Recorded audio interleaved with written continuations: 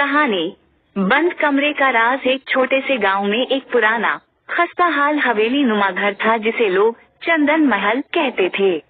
गांव वालों का मानना था कि इसके अंदर कोई भूत है, क्योंकि रात के वक्त वहां से चीखने की आवाजें आती थीं। कई सालों से वो महल बंद था, लेकिन एक दिन शहर से एक नौजवान लड़की आरजू गांव आई। वो एक मुसन्निफा थी और पुरस्कार जगहों पर तहकीक करती थी। गांव वालों ने उसे बार बार रोका, लेकिन वो बाज न आई। उसने कहा, मैं सच जानकर रहूंगी। आरजू रात के वक्त महल में गई। इसके पास एक टार्चा, एक कैमरा और एक पुरानी डायरी थी जो उसके नाना की थी। महल के अंदर दाखिल होते ही एक अजीब सी ठंडक ने इसका इस्तकबाल किया। हर कदम के साथ फर्श चरचराता रहा, जैसे कोई इसकी आमद से नाखुश हो। अचानक एक बंद दरवाजा नजर आया।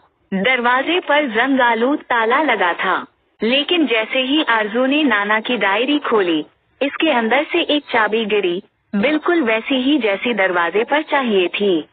दरवाजा खिला तो एक धुंध भरा कमरा सामने आया।